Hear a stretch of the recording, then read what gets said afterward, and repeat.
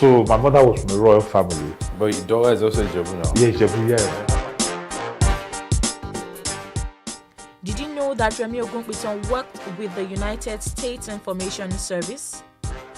The American embassy came along and offered me an opportunity that I couldn't resist. What was that opportunity? They offered me a job at the United States Information Service. Okay. Yeah, as the audiovisual manager. Oh, that's on Broad Street, USA.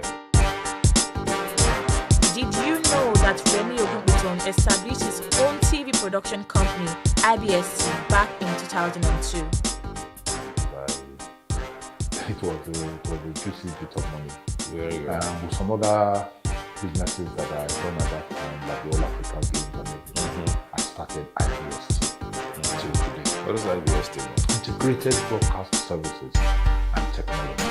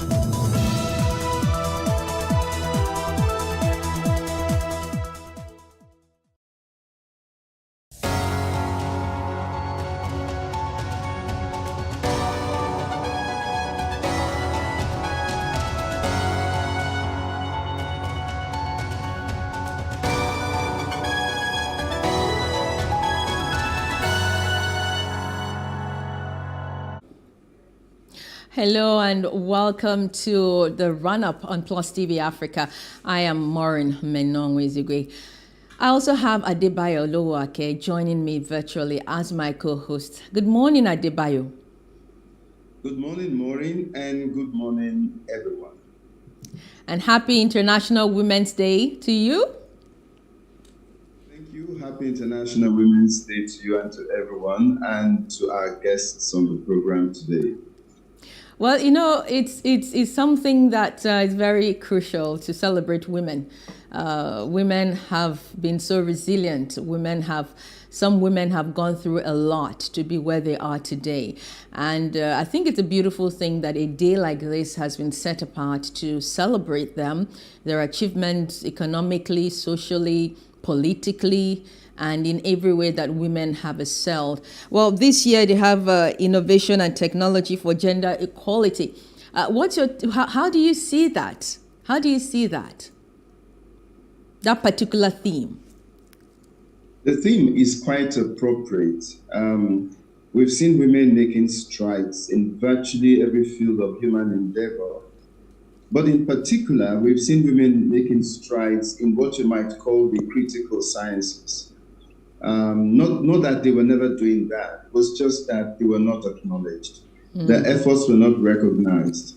And now the international community and indeed communities around the world are being compelled to take notice and to pay respect where it is due. So I think the theme is very appropriate.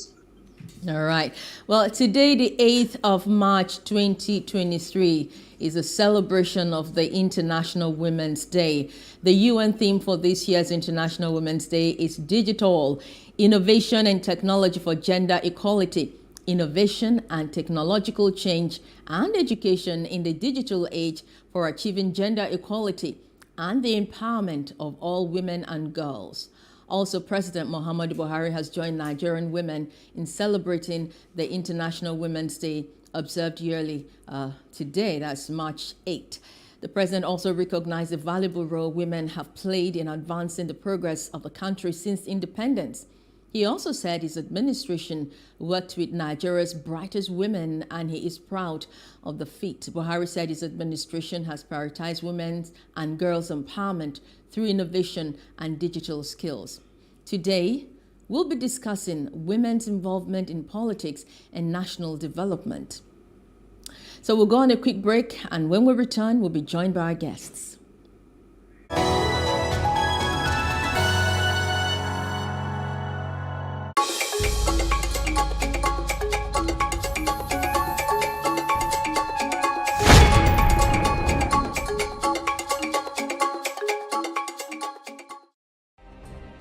Nigeria's Niger Delta region, from where the black gold fuels Africa's largest economy, where the lines between wealth and poverty has never been thinner. Conflicts, poverty, insecurity, and environmental challenges daily confront the region. How can the Niger Delta story be changed for the better? Join Mamude Akuga at 9 p.m. every Friday evening on PlusTvAfrica as he probes deep in search of solutions. Inside the Niger Delta with Mamude Akuga, the authentic voice of Nigeria's oil-rich region.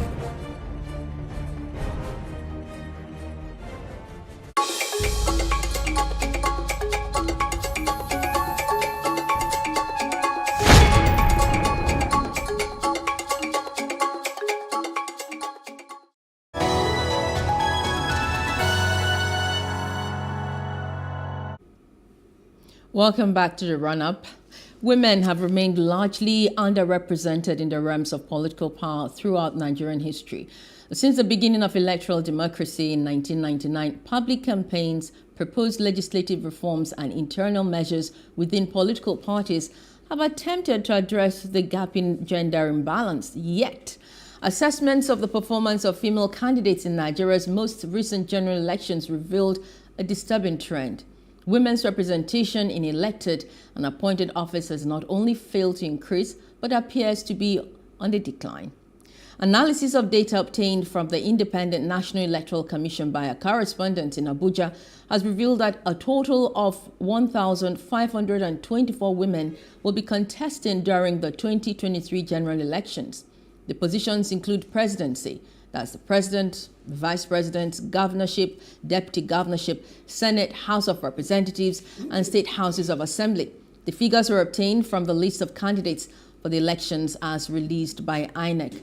The Federal High Court in Abuja ordered the federal government to enforce the national gender policy by allotting 35% of appointment in the public sector to women.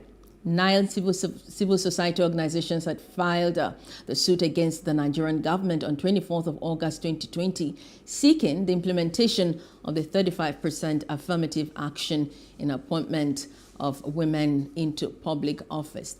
While I've been joined by Princess Lillian Odumosu, she is the national president for the Professional Women in Media and she is a media entrepreneur. You're welcome to the program. Thank you very much, Maureen, and happy International Women's Day to you. Happy International Women's Day to Yes. you. Yes, a big one. We also have Betty Abba. She's a journalist and women and child rights activist. Hello, Betty.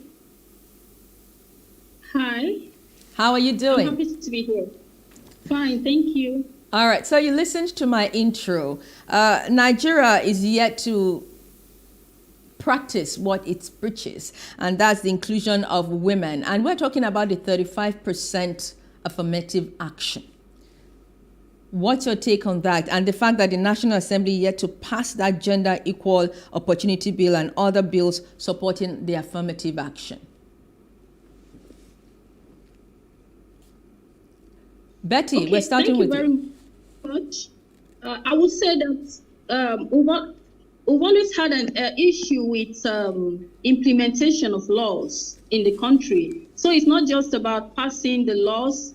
It's not just about even the hype around the passing of such laws, but the implementation. And when it comes to issues around women, you know that we're coming from a point of view of a deeply patriarchal society. And so there are lots of stumbling blocks in the way.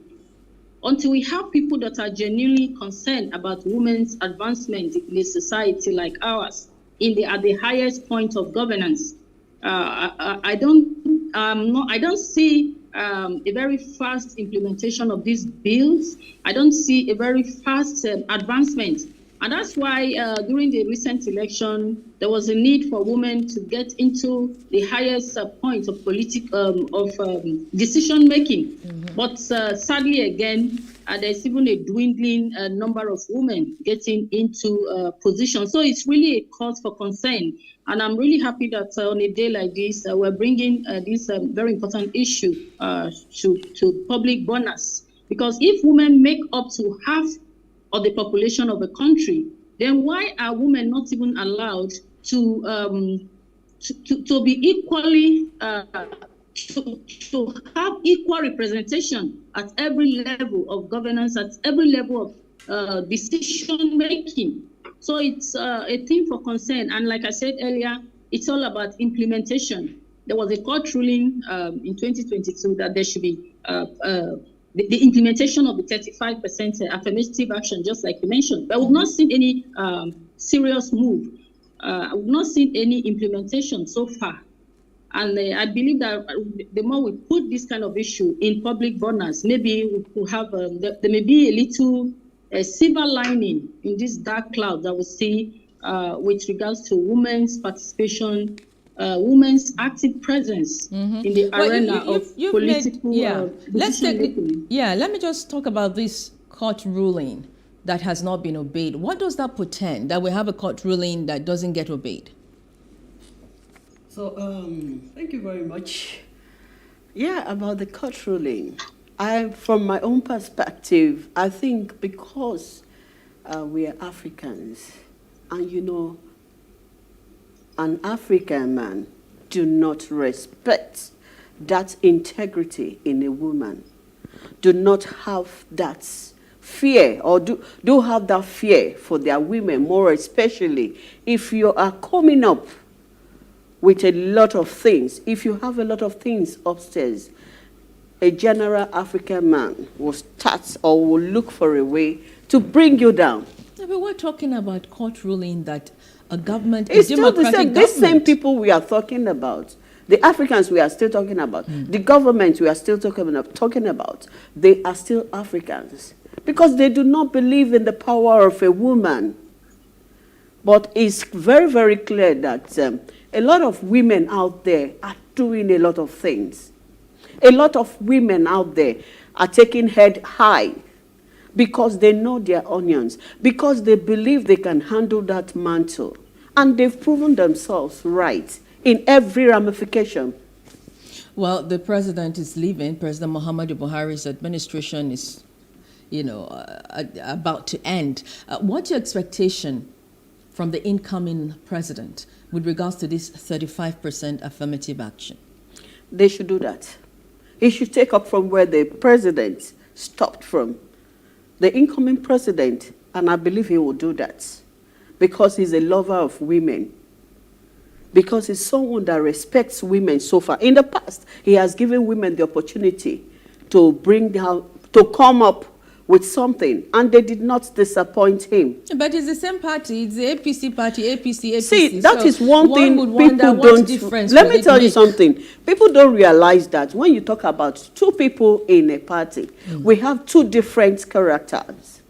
We portray two different characters. You might be good as a party leader. The other person might not be good. But because they are in the same party, people want to tag them the same person. It shouldn't be that. We have all our own differences or our own different ways of doing things. So I believe the incoming president will do better in that aspect of bringing women to limelight, because he had tried it as a governor. He tried it and it worked. So coming up again this time around, being the president, as soon as he's been sworn in as the president of Nigeria, Federal Republic of Nigeria, I tell you, you will see the handwriting will change all over. You know why one would dismiss that easily? It's because parties are supposed to be known by their ideologies. PDP should be known by its ideologies. APC should be known by its ideologies. Labour Party and any other party should be known by its ideologies. So if an APC government has been in government around for 8 years and hasn't been able to achieve 35% affirmation action, one wonders what will change if that same party continues. We have a president-elect under that party. But let's move on to ask you, Betty, how would you say that women have evolved over time in politics in Nigeria since 1999? Thank you very much. I sadly, there hasn't been so much progress. For instance, in the last dispensation, in the outgoing dispensation at the National Assembly, for instance, we had 8 women in the Senate. Now, in the recent election, there are 3 women. In the House of Assembly, we have, in the House of Representatives, we have 13 women outgoing, and then have gone, and then we have incoming 14 women. So it's just an addition of 1 woman. So we haven't made much progress. And I think if we are realistic, the focus should be on the party structures, the party that votes men and women into power. And what we are seeing over the years is a deeply patriarchal structure. Most of the big wigs in the political parties are men. Most of the big decision makers are men. And so at the end of the day, the people that succeed in coming up as representatives, both at the Senate, at the House of Representatives level, at the House of Representatives, and at the State House of Assemblies, they are mostly men. So if we're able to dismantle the structure of patriarchy at the party level, the various parties, the ruling parties, the opposition parties, and ensure that we put people in place who are gender sensitive, who are people that are women, people that are concerned and are enlightened enough to know that women should also occupy important decision-making places. That's when we are going to see a manifestation of people coming up at the national levels and at various levels. So it's very, very important to focus on party structures. If not, at the end of the day, we're going to be lamenting and lamenting. Okay, well, I'm excited that my co-host... The national leaders of the party. Okay, Betty, I'm excited. Hello. My co-host is a male, and so this is the best time to bring him bio. Thank you, Maureen. Talk to us. Talk to us. Yeah, it's a very exciting day, and I'm quite enjoying the conversation. I would like to stay with Betty because I've heard a lot about patriarchal society. I've heard a lot about African men, but let me just put this first before I ask my question. In the past 17 years, Africa has had 5 female presidents, and almost all of Africa are patriarchal societies. So Mrs. Selig Johnson, president of Liberia, 2006 to 2018, President Joyce Banda, President of Malawi, 2012-2014. President Amina Gub Fakim, President of Mauritius, 2015 to 2018. President Saleh Work Seude, President of Ethiopia since 2018. She's still the president. And President Samia Suluhu Hassan, President of the United Republic of Tanzania since 2021. So is it really the fact that the society is patriarchal, or there is just something that Nigeria is not doing right? That is a good question. Lillian, you want to take that up? Yes, thank you very much, Mr. Bayo. I think Nigeria is very bad when it comes to discrimination. They see their women as a non-entity, and it's too bad. In every ramification, I tell you, when you talk about marriages in Nigeria, it's that bad. You feel that women don't have a say in the marriage issue. When you talk about the public office holding, sometimes they look at it, she is a woman, a weakling. She doesn't have what it takes to hold that office. And this is just too bad. When we bring out our mentality as men to see the other side of our women, we'll find out things will go smoothly for us in this area, in this aspect of the world. Nigeria will become great. Because take, for instance, in Lagos State, we have some women as the local government chairman. We have women as commissioners, as essays to the governors, and they are doing well. So why would we now think these women are not great enough to hold a big post in Nigeria? Why would they relegate these women? Because they see them as a weakling. And because our mindset is already bad about women. Our men makes us look so derogated that they think we are nobody. We should not have a say in the issue of this country. We should not have a say even in our families. But I tell you, a lot of women have taken up the bull and they are standing to it. They're letting the people know enough is enough. Go everywhere now, you will see women handling things, women feeding families. Women are the bedrock of every most families now in Nigeria. So why are they now making us look as if we are nobody? Why are they now relegating us to the background? Because we are Africans. They will tell you our culture. What is the culture there? What has culture gone to do with what you are supposed to do as a woman? A lot of women have offices now where they do businesses and they are growing day in, day out, making money for the family. So what are we not talking about? Well, the theme for this year's International Women's Day is Digital Innovation and Technology for Gender Equality. And it also reveals that, that's according to United Nations, that 63% of women are using the internet as at 2022, while the men have 69% of usage of the internet. Now, Betty. Yes. How do you see Yes, I can hear you. Yeah. How do you see this gap being filled? Oh, okay, thank you so much. Just like we mentioned earlier, this all revolves around the patriarchy in our society and the roles that socialization plays, whether in terms of the people that are put in power, the lopsidedness in elective and appointed offices. No, I'm talking about bridging the representation.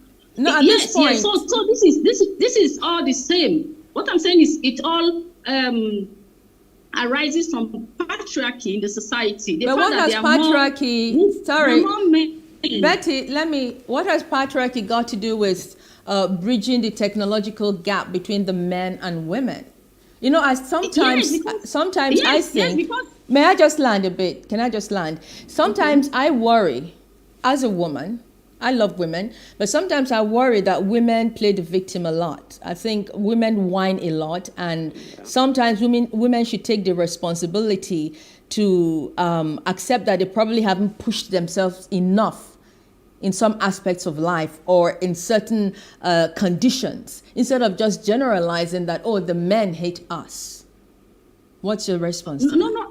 It's not just about the men hating us. Chimamanda Adichie, the popular Nigerian writer, will say, you will have to call a problem by its name if you're looking for a solution. So when you talk about access to digital literacy, you start from the home. How many parents want their children to go for science courses? How many parents want even their children, their female children, to go for science courses? I work with young people, especially girls, in informal communities, marginalized communities. There are situations where parents, when they are hard hit economically, would prefer that their girls stay at home and the boys go to school. So even at that level of societal marginalization, you will see even family marginalization, even at the family level. So we need more women, like for instance, the literacy level in Nigeria, there are more women that are illiterate compared to the men or the female. So if we are to get to the roots of the problem, we need more girls, we need to we need to ensure that more girls are enrolled in schools.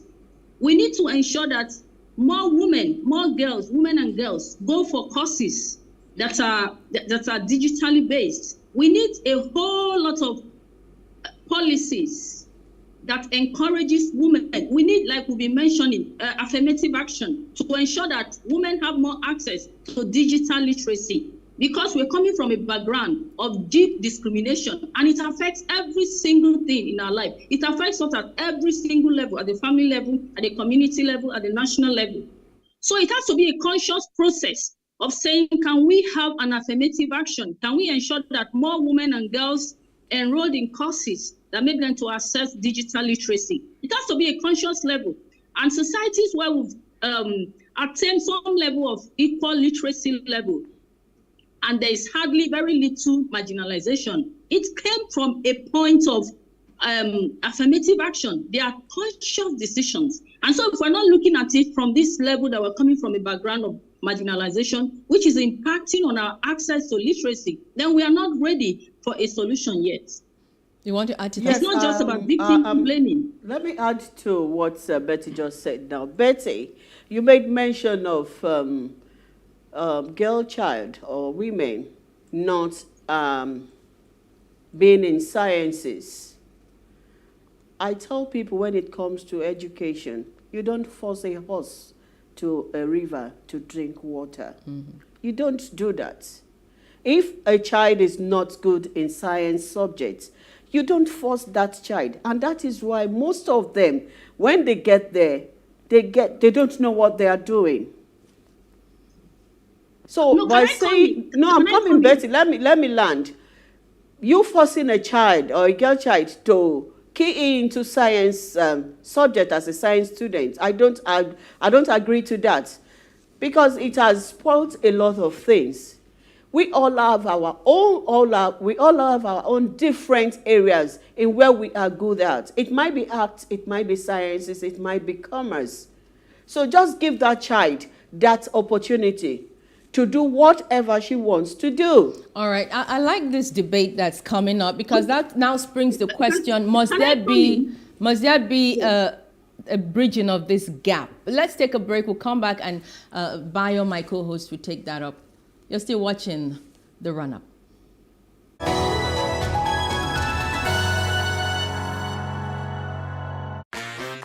Hello and welcome to Space and Style, a property show designed to connect various stakeholders across the property value chain. We can also provide realistic solutions and deepen your knowledge about the interesting world of real estate. We shall showcase architectural design, interior design trends, lifestyle and real-time property news updates, and the right way to navigate through property development and investment. Join me every week on this channel as I take you through an exciting journey in the world of real estate. Space and Style, 6:30 p.m. on Saturdays and 5:30 p.m. on Wednesdays. Nigeria, by extension, Africa, is faced with a lot of challenges. The growing youth population with little engagement, that is a ticking time bomb. We are a blessed people with diverse culture and highly cerebral minds who have a lot to say. And yes, we are talking. It is important we drive the right conversation that informs, inspires, influences thought and action. If we say there's beauty in our diversity, then let us embrace our diverse culture. We must continue to courageously be the voice of transformation as we are the hope for the future. Yesterday's conversations shape today. What are you saying to shape your tomorrow? We know you have a lot to say, and we are here to hear you.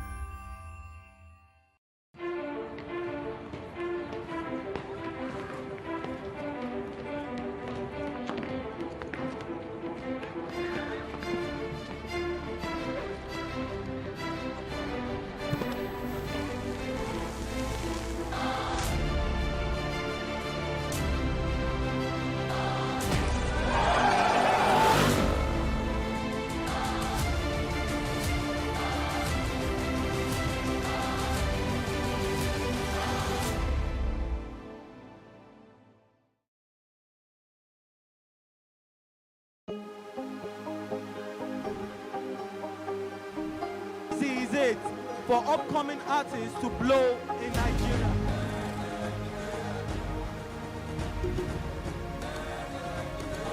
welcome to Plus Trending.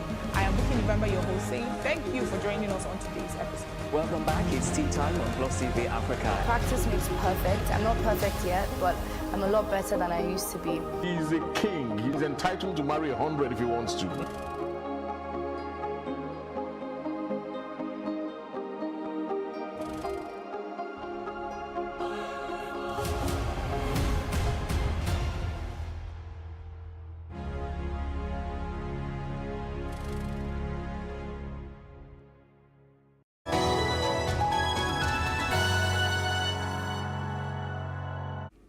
Welcome back. If you've just joined us, you're watching the run-up on Plus TV Africa. Before we went on that break, I've had Princess Lillian Odumosu, a media entrepreneur, and Betty Abba, an activist, discussing the International Women's Day with me.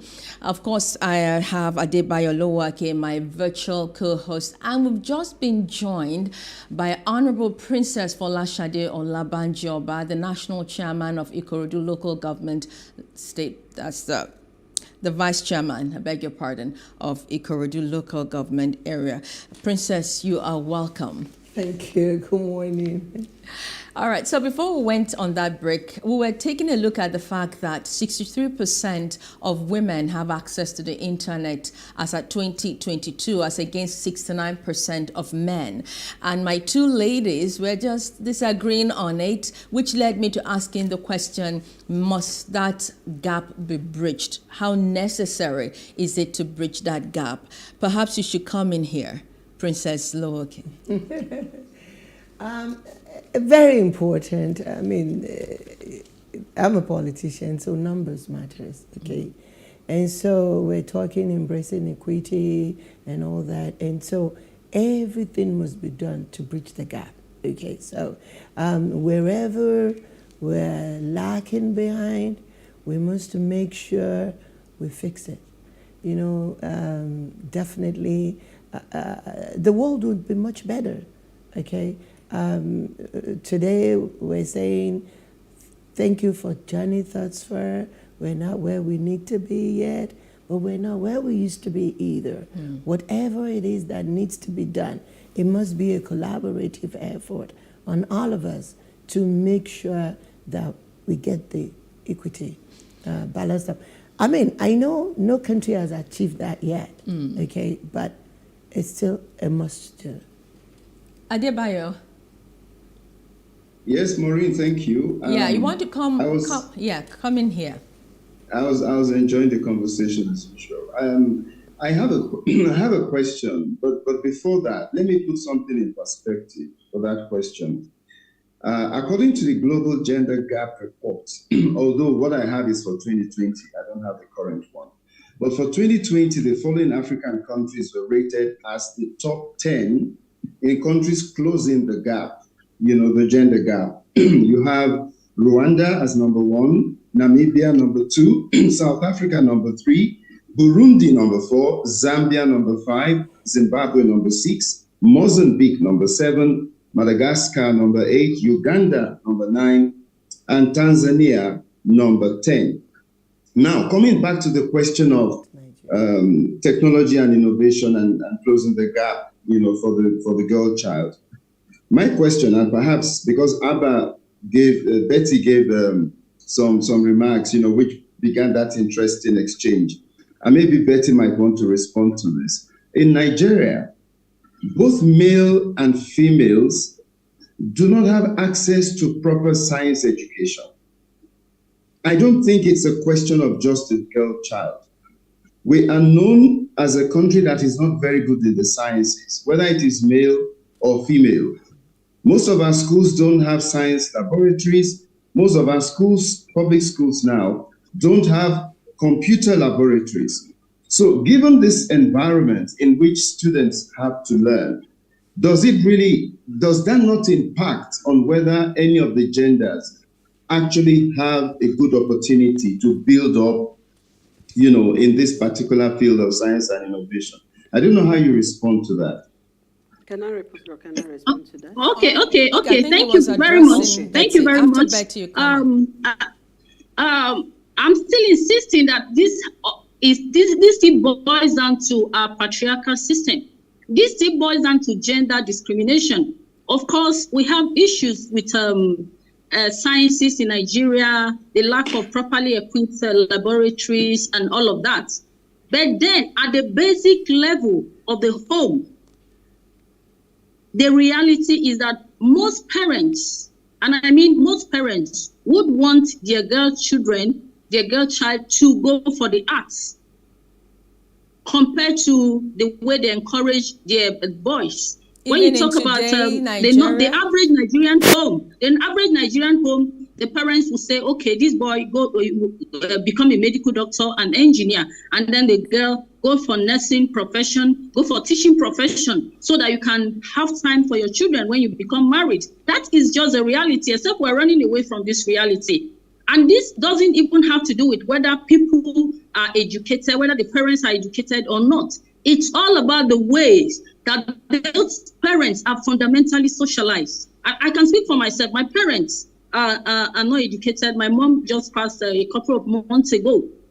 And at the end of the day, as a child, I almost lost the opportunity to go to school. I went to school at the age of 9 because my father in the first instance wasn't interested in girl education, but he changed his mind when the girls that he enrolled in school started doing well.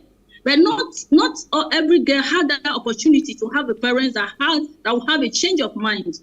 Many parents, and I said it earlier, when they come to the choice of who to send to school when the finances are not there, they send their boy children and allow the girls to remain at home. And I'm talking from my experience of working in informal and under the marginalized communities. All right. So this is just a reality. It's about the ways we are socialized. Currently, there are more men, more boys in the sciences, and we have to encourage to ensure that the numbers go up with girls. If right, not, Betty, we're going to have this issue as a recurrent problem in the country. We have to look at the problem so that we'll be able to proffer a solution. Betty, it's interesting that you still encounter such in today's Nigeria.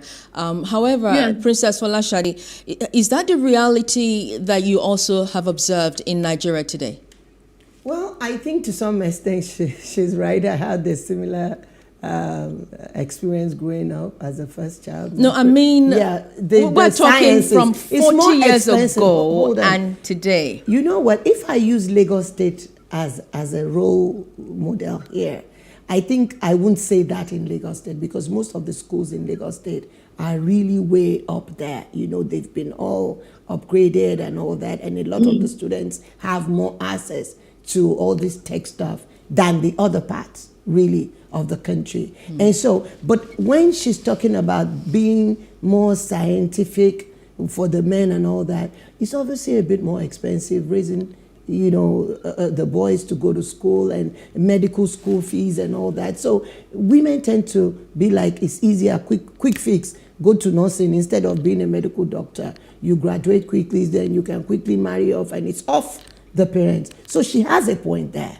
okay? But obviously, where the schools are almost free, you have grants, scholarships, and all that now. So really, it shouldn't be that, because both the girl and the boy have the same access. It's just the choices. I think I want to come out of Princess Folashade. These things are all in the past. This thing Betty is talking about. It was in the past then. Presently, you and I know it. We go extra miles, even as women, to train these children, to bring them up. We go extra miles, which wasn't there during our time then. Parents have changed totally. I'll tell you, present parents are looking up to their children being up there because, one, they want them to be the best. And I said, no parent will instigate on any child to become a lawyer, a doctor, an engineer. It was all in the past. I could remember when I was sitting, I waited for years before I could get an admission to study mass communication because my father wanted, you can do better as a lawyer. So keep on trying. I was just trying. That is not it any longer. It has changed, totally changed. We as parents, the present parents now, Once you ask your child, you even look at that child. You find out your child is good at some domestic work at home. She can bake. Even before that girl or boy goes to the university, you find out you enroll that child in a catering school for that child to have a handwork so that that child will not suffer, because we suffered. And this aspect of making a child to choose a subject, I tell you, it is not it. I could remember when I was in Form 1, we had this French teacher. She was so lovely. She teaches very well. I was able to speak French through that woman. She was there for us Form 2. Even at Form 2, we traveled to Ghana, to Lomé. She took us to Lomé then. The moment she was removed from my school in Form 3, that was how most of us, majority of us, lost interest.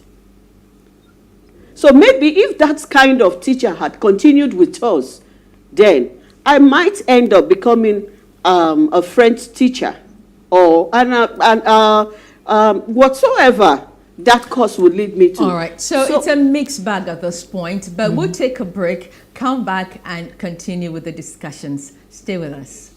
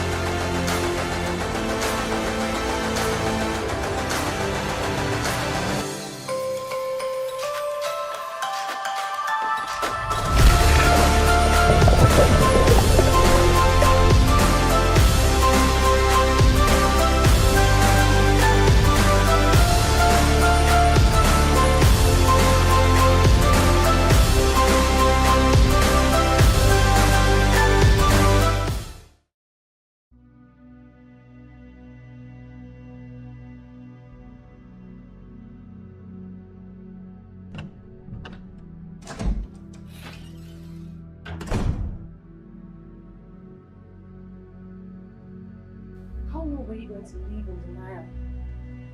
Suppressing what was right in front of you all these years. You have to understand. I was all he ever had. Besides, he had a troubled childhood and he stole mine. When little girls were being little girls, I was a slave in my own home. Broken and afraid, right in the place where I was supposed to feel safe. I kept you safe.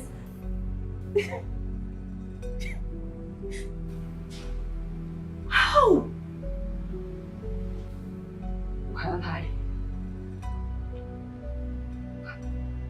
took care of you when your deadbeat father was running the streets with those whores. I was left with 4 kids to take care of. I fed you. I gave you shelter. I clothed you and I paid your fees. My back was on the ground like a horse day and night. But your brother raped me. Oh, bless your... He did, okay? He did, and you know it. I said, you know this. I told you he did. Cannot do that. For 5 miserable years. Right under your nose. You were supposed to protect me and I came to you. I did, and you called me a little liar. Said I should be ashamed of myself, and I have carried that shame all my life. I was the child. You were my mother and you did nothing. He is not perfect. No one is. You're not. I am not. But he loved you all dearly. He was a good man. He was the only help that I had.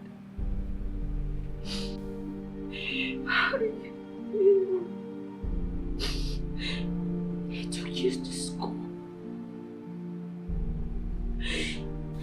He cooked.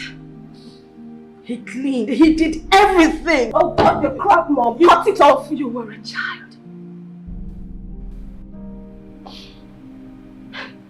And you know, those days, you were something else. You had this wild imagination, and I figured it was all coming from. I can't believe you. I can't believe you're sitting here trying to rationalize and make excuses for that predator and for failing as a mother. You ungrateful child. After all I went through for you, you then sit there and chastise me? Do you know what I went through? Do you? The mental torture, the physical and emotional abuse that I had to endure. Oh, you think you're the only one that went through dark times? Well, I did. I endured and I stayed back for my children, for you. No one asked you to. That is what one is supposed to do. My mother, my grandmother, all the women before me, they all did it. They never let out the secret. They were there. They forgave. They forgot. They bore the pain for their children and family. We were never a family, Mom. We weren't a family. We were broken. You should have taken us. You should have run as fast and as far as your legs could carry you. We would have been better off on the streets than in that house. But you were weak. And we had to pay the price. Everything is not always black and white.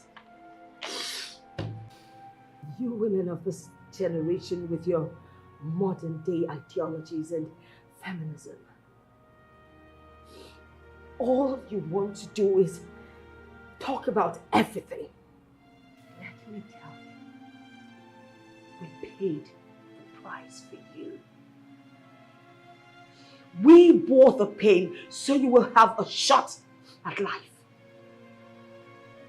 We gave you that voice that you're using to speak so loudly and condescending with. So you don't sit there and judge me. You failed. Okay? And it's fine. It's okay to admit it. You failed.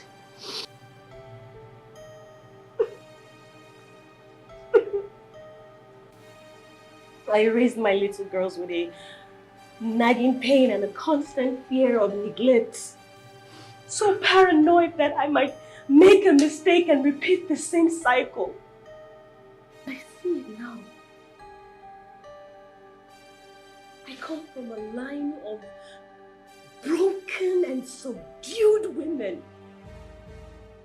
But it ends. The cycle ends with me. Lord.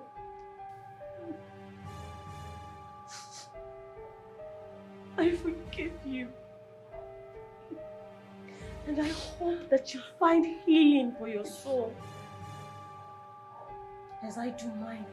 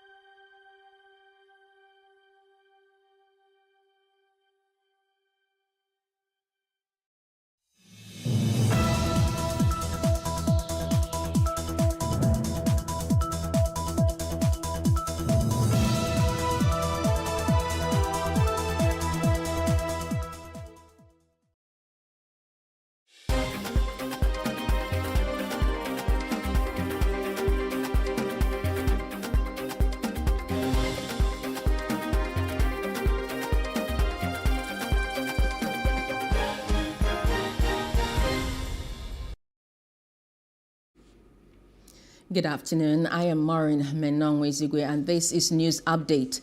The Independent National Electoral Commission, INEC, says no data will be lost while configuring the bimodal voter accreditation system, the BVAS, ahead of the governorship and state assembly elections. Counsel to the INEC, Taminu Inua, said this while moving an application seeking to vary the orders of the court, which gave permission to Peter Obi, candidate of the Labour Party, and Atiku Abubakar of the People's Democratic Party to inspect all the sensitive materials used in the conduct of the presidential election held on February 25th. At the court session on Tuesday, Obi and LP, through their team of lawyers led by Onyechi Ikpeazu, said the essence of the application was to enable them to extract data embedded in the BVAS, which represents the actual results from the polling units. The Presidential Election Petition Court has scheduled ruling on the motion by the Independent National Electoral Commission seeking to vary the orders granted the candidates of the People's Democratic Party, the Labour Party, and Atiku Abubakar of the PDP to inspect materials used for last presidential election for Wednesday. A three-member panel presided over by Justice Joseph Ike chose the date after taking arguments from parties in relation to the motion by INEC. The All Progressive Congress, the APC, has appointed 12 senior advocates of Nigeria to defend the mandate of its presidential candidate, Bola Tinubu, in the just concluded polls. The legal team is led by Prince Lateef Fagbemi, SAN. It also urged party members to support the team in its effort to defend the will and mandate of the people. The Supreme Court has affirmed Akanimo Udofia as the authentic governorship candidate of the All Progressive Congress, the APC, in Akwa Ibom State, as it dismissed the suit filed by Senator Ita Enang seeking to nullify the primary that produced Udofia. Delivering judgment, Justice Kudirat Kekere Ekum upheld the decision of the Court of Appeal Abuja, which held that the Federal High Court in Uyo acted without jurisdiction when it nullified the APC's primary. And the Federal High Court sitting in Port Harcourt, Rivers State, has summoned Governor Nyesom Wike, the People's Democratic Party, and the Independent National Electoral Commission, INEC, to appear before it and explain why it should not grant a motion ex parte seeking suspensions of the Saturday's elections and Executive Order 21 and 22. The motion ex parte was filed by the African Democratic Congress and its governorship candidate, Chief Tonte Ibreye. In the ex parte motion, the applicants also asked the court to give an order restraining the state government from enforcing its Executive Orders 21 and 22 enacted in 2022. And ahead of the March 11 governorship elections in Rivers, the Labour Party in the state has dumped its governorship candidate, Beatrice Itubo, and threw its weight behind that of the PDP, Siminilaye Fubara. The Labour Party chairman in Rivers State, Daniel Pepple, noted that following the crisis rocking the party on who is the rightful governorship candidate, it decided to support a credible candidate irrespective of the party affiliation. The Independent National Electoral Commission, INEC, has presented the certificates of return to successful senators-elect at the just concluded National Assembly elections. Senators pledged to improve all sectors ranging from the economy, security, as well as youth and women empowerment. And to the foreign scene, Eritrea's government has described a UN report on the situation in the Horn of Africa nation as part of unrelenting harassment and weaponization of human rights in its crudest form against a developing country. It came after the UN Human Rights Council said in a report that Eritrea's human rights record remains dire and shows no sign of improvement. And the UN Human Rights Chief Volker Turk has criticized governments, including China and Russia, for restrictions on civil society in a speech that also took some Western states to task for their records on poverty and police violence. The highly anticipated speech was Turk's most comprehensive address to the Geneva-based UN Human Rights Council since he took office in October. And in business news, the Food and Agriculture Organization of the United Nations says global food prices fell in February for the 11th consecutive month. The UN agency said its food price index, which tracks international prices of the most globally traded food commodities, averaged 129.8 points in February, a marginal 0.6% decrease from January, but 18.7% down from its peak in March of 2020. And in entertainment, an Accra High Court has granted a request by lawyers for Shatta Wale to settle the defamation case filed against him by Bulldog out of court. The artist manager, Bulldog, had sued dancehall musician Shatta Wale over claims of defamation and for malicious publication of falsehood against him by the defendant. In court, lawyers of the plaintiff, led by Dr. Justice Scrimsai, told the court that the parties have started negotiations for settlement and would need a month's adjournment. Well, that's the news. For more stories, please follow us on Facebook, Twitter, and Instagram, and do subscribe to our YouTube channel at PlusTvAfrica and PlusTvAfrica Lifestyle. You can also view us from Lemex on Lemex.tv and Glow TV apps anywhere in the world. I am Maureen Menong-Ezugwe. Many thanks for watching.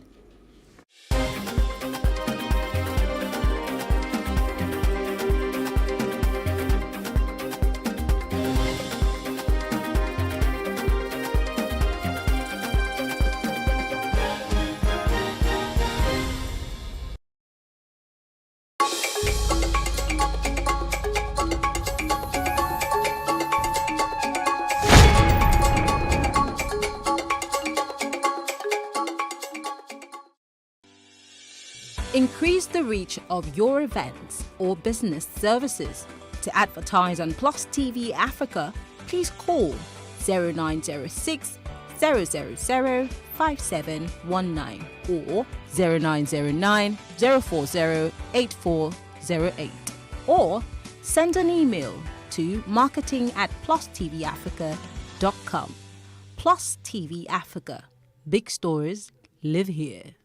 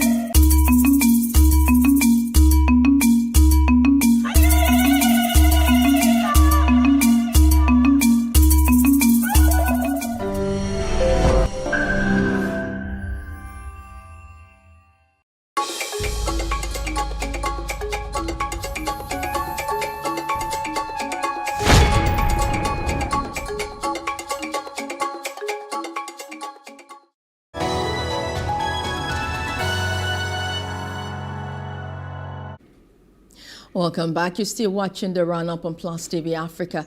And we have as guests Honorable Princess Folashade Olabanjoba, Vice Chairman of Ikorodu Local Government, Lagos State. We also have Princess Lillian Odumosu. She's a journalist and a broadcast entrepreneur, and Betty Abba, an activist.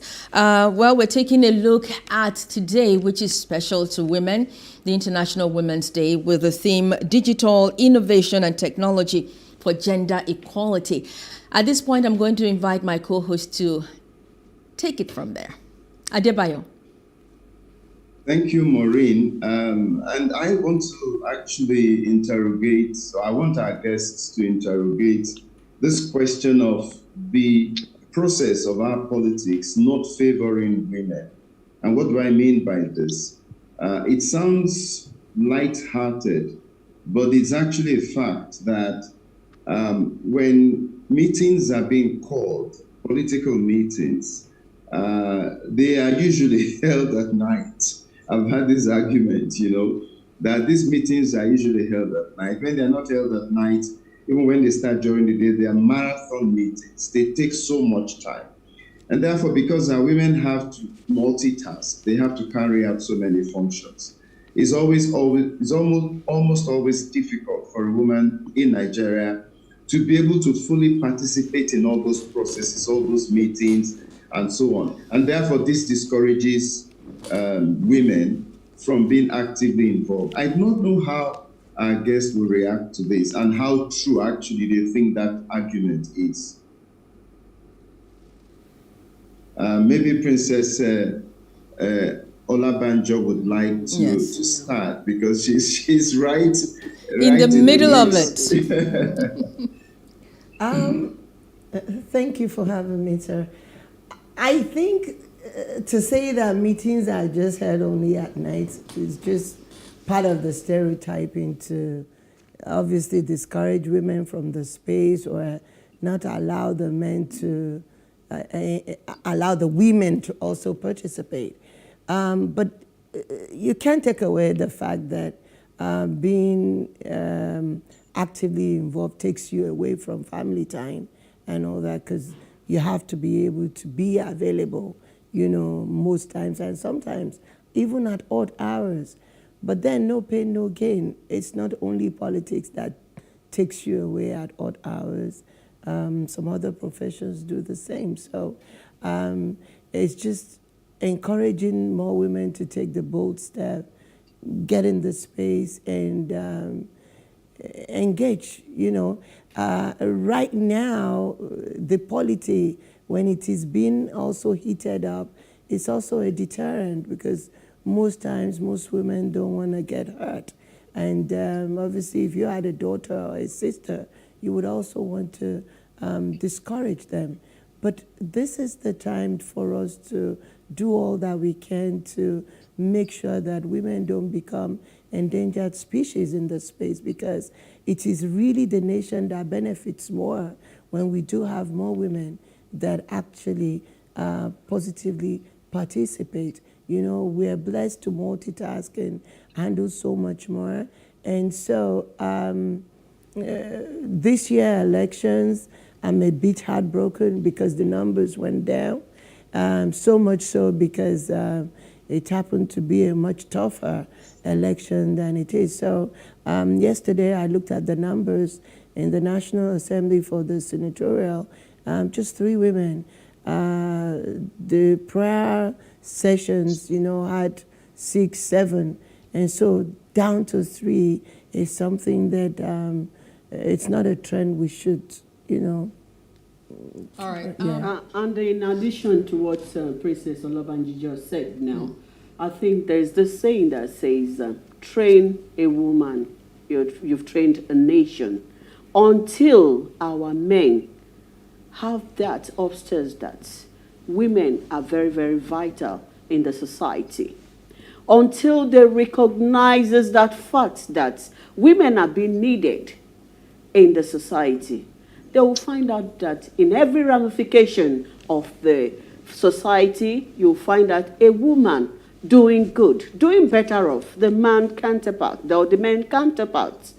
And these are the things. And you know something, Stadebayo, in the past, they used to say that a woman politician, it's in quotes, a prostitute, kind of. But the reverse is the case presently. The likes of Folashade or Labanji Oba, you can see how she's striving very well to see that she helps a lot of people, not just the women. And so many of her counterparts are there in the society doing the same thing. Let me throw this question to you. In view of what the Princess Olabanji has said, I would also want to ask you, what do you say to some men who do not hate women but believe that women have their natural roles carved out for them and therefore should play those roles and let the men be in leadership positions, whether politics or any other aspect of life? Yes, so that also boils down to the ways in which people are socialized. And there's a lot of gender stereotyping in the ways people are socialized in the country. And like I said earlier, this doesn't even have to do with education or lack of it. It's about the ways people are brought up. For instance, we talk a lot about gender-based violence. People who are brought up in homes where they see their parents, their mothers, their fathers beating their mothers all the time will end up definitely as wife beaters.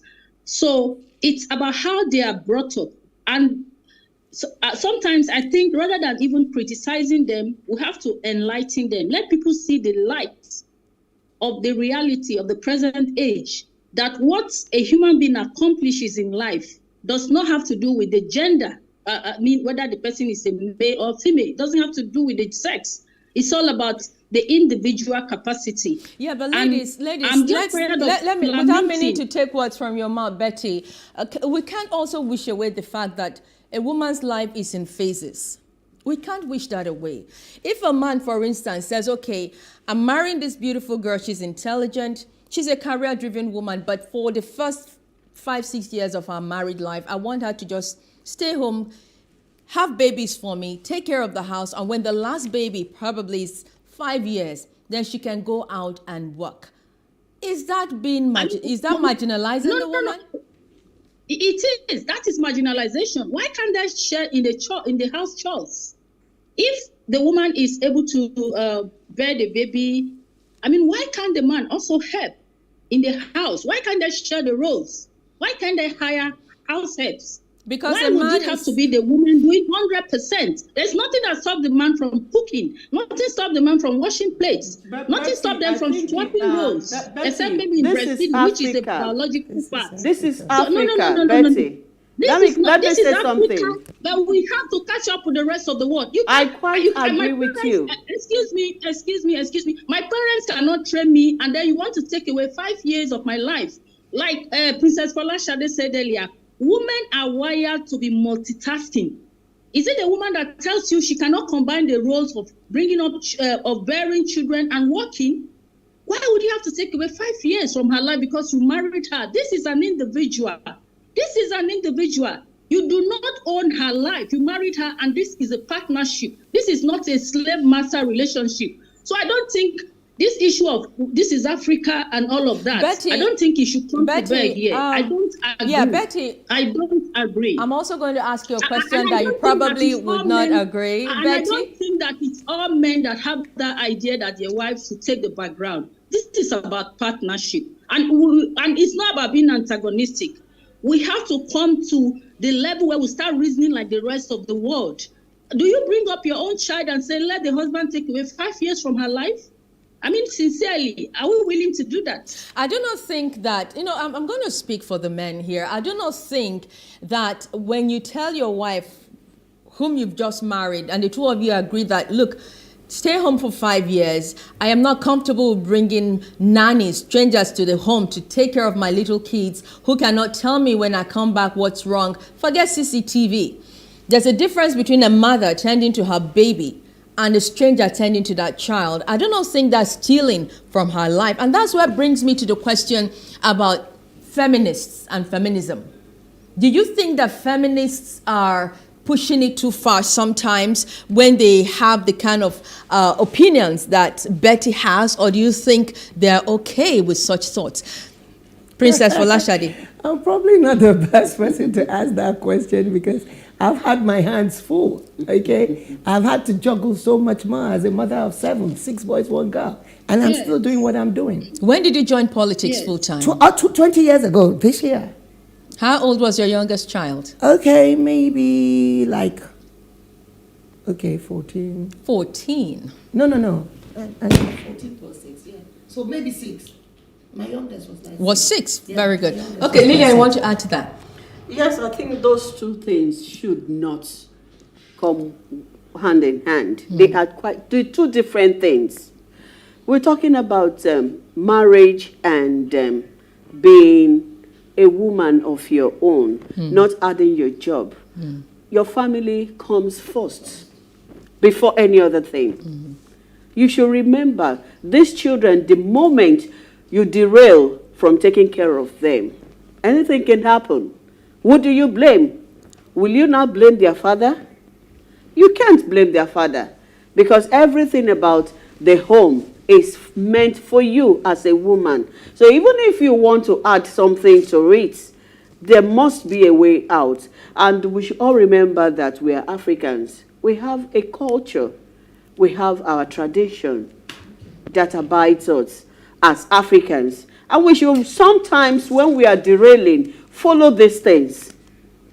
We should not take it that far, Western world. And I believe that is what is happening in Nigeria now. When Nigerians talk, they want to talk about the Western world, Western world. Why are we implicating the Western world to our own But African can I tell culture? you that even in the Western world, there are women who believe and agree with their husbands that, yeah, there's a time for everything. A woman should stay home at some point and then later on pursue her career. It's an individual thing, in my opinion. Adebayo, please step in here at this point. Well, okay, I happen to have been working before now. I happen to have been working in conflict areas. Not all of those countries were in conflict sometimes. I got posted to places that were not in conflict. But then I had to agree with my wife to say, I'm going to be moving too frequently. If I took the children, if I took my family with me, it would affect their education. Because you stay 1 year in one country or 2 years in one country, you change schools so many times.